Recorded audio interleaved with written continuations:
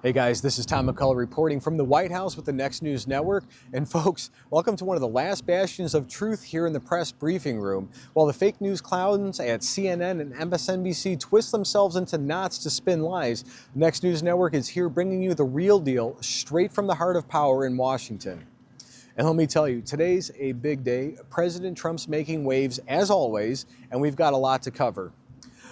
So buckle up, because this is America First News at its finest. None of these clowns know what we're even talking about.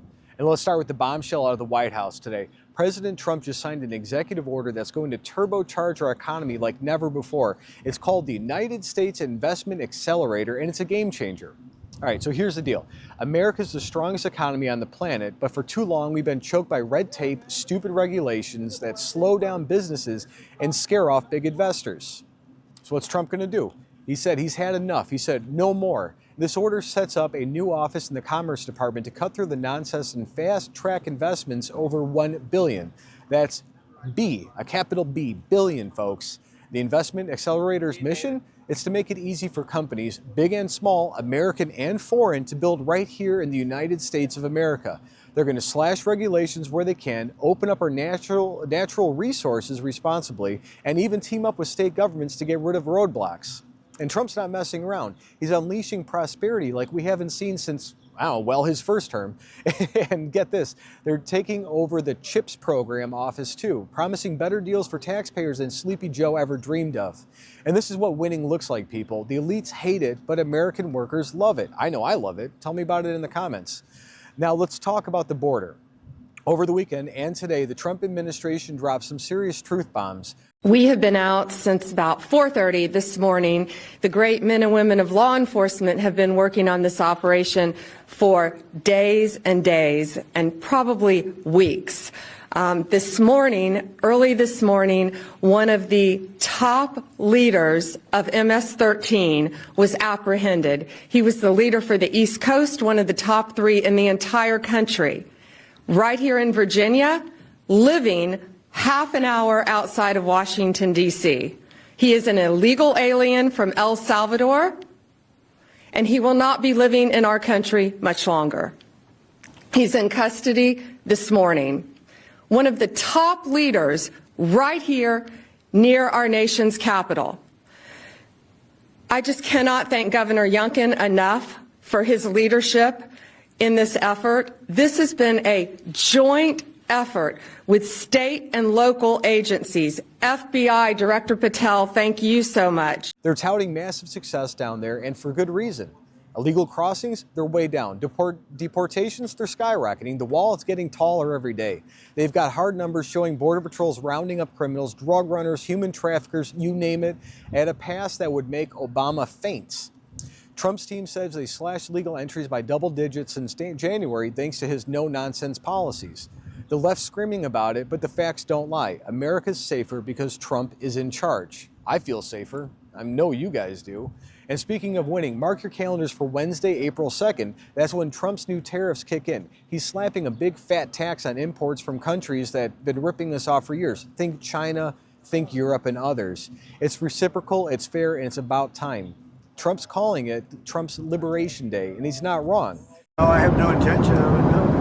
Is this your April 2nd is a liberating day for our country. We're going to be getting back some of the wealth that very, very foolish presidents gave away because they had no clue what they were doing. And April 2nd, I would have made it April 1st, but you know what April 1st is? April Fool's Day. I figured, I don't like doing it, but I made it April 2nd. But it's a liberation day for our country because we're going to be getting back a lot of the wealth that we so foolishly gave up to other countries, including friend and foe. Yes, go ahead. These tariffs will bring jobs back home, protect our steelworkers, our farmers, and our factories. The stock market's jittery, which sucks, but for Wall Street, Main Street's cheering. Trump's delivering on his promise, America first every single day. And here's a fun one. Kid Rock was in the Oval Office today. I might put a picture. I took a selfie with him. He was standing shoulder to shoulder with the president. Why? Because Trump's tackling ticket scalping head on. They signed an executive order cracking down on those greedy bots and shady resellers who jack up concert prices. Kid Rock, real name Bob Ritchie, called it a win for the little guy. Bob, you want to say something? Yeah, anybody it doesn't matter your politics.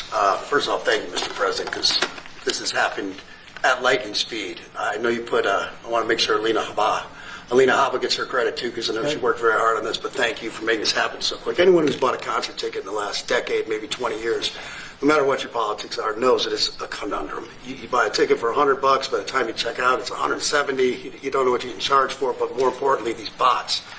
You know, they come in to get all the good tickets to your favorite shows you want to go to, and then they're relisted immediately for sometimes a 400 or 500% markup. And the artists don't see any of that money. And, you know, ultimately, I think this is a great first step. I would love down the road if there would be some legislation that we could actually put a cap on the resale of tickets. And I'm a capitalist and a deregulation guy, but they've tried this in some places in Europe, and it seems to be the only thing that's us as artists be able to get the tickets into the hands of the fans at the prices we set. I'll be the first one to say, and I know the president doesn't like when I say this, but I'm a little overpaid right now. It's kind of ridiculous. I would rather be, you know, a hero to the working class people and have them be able to come attend my shows and give them a fair ticket price. I can't control that right now, so hopefully this is a step to really be able to make that happen. Imagine that, a rock star and a president teaming up to stick it to the corporate leeches. And Trump grinned and said, "Nobody scalps my people, not on my watch." That's Trump for you. And the fans are going wild over this one. It's going viral online right now. It's amazing. Now let's recap Vice President J.D. Vance's trip to Greenland over the weekend. He flew up to Pitifik Space Base on Friday, and boy did he stir the pot. Vance laid into Denmark, saying they've dropped the ball on keeping Greenland safe from Russia and China. There was a lot of criticism from Denmark, a lot of attacks at the Trump administration, at the president, at me, at others in our administration for saying the obvious, which is that Denmark hasn't done a good job at keeping Greenland safe. And, you know, one of the things I heard was, well, what about the many Danes who lost their lives in the war on terror fighting alongside the United States? Well, look, we obviously honor the sacrifice of our Danish friends in the war on terror 20 years ago, just as, for example, the French honor the sacrifice of Americans in Normandy 80 years ago. But recognizing that there are important security partnerships in the past does not mean that we can't have disagreements with allies in the present about how to preserve our shared security for the future. And that's what this is about. There is no amount of bullying, no amount of obfuscating, no amount of confusing the issue.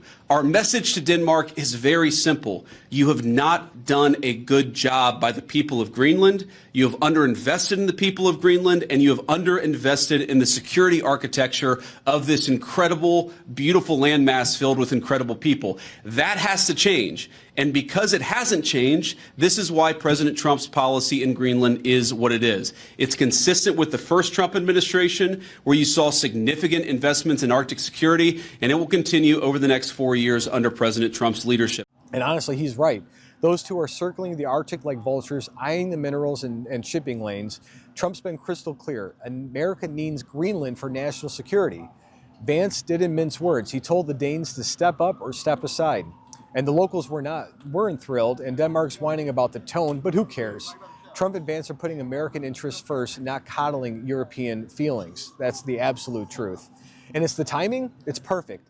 Denmark's prime minister heading to Greenland this week right after Vance's visit. Is that a coincidence? I think not. Trump's playing chess while everyone else is playing checkers, period. Some liberals are crying imperialism, but here's the truth. If we don't secure Greenland, someone else will. China. Vance's trip was a bold move, and it's got the world talking, plain and simple. So before we wrap up, a quick rundown of the news from the last 24 hours. The stock market took a dip today, about down 2%, because Wall Street spoke about inflation and those tariffs, Crimea River. Meanwhile, a federal judge blocked some anti-Trump nonsense from the Biden era, keeping the Consumer Protection Bureau intact. Good riddance to bad rubbish. And up in Canada, the Prime Minister's threatening retaliatory tariffs. I'm pretty sure they're not that smart. Good luck with that, buddy. Trump's ready to rumble. We know he won't back down. So here's the bottom line, folks. President Trump's firing on all cylinders. He's slashing red tape with the Investment Accelerator, locking down the border, hitting back with tariffs, protecting concert goers with Kid Rock, and flexing muscles in Greenland. This is what leadership looks like, not the weak, woke garbage you get from the last guy. The fake news won't tell you this, but we absolutely will. Fake news. Again, this is Tom McCullough reporting live from the White House for my end of the day report, and it's about to downpour. My shirt's still soaking wet. I'm a little sunburned from earlier. The weather's a little crazy out here. But you know what? We're covering the news and we're bringing the truth to you American people. So let's go out there, let's kick some butt, and God bless. Let's go Trump.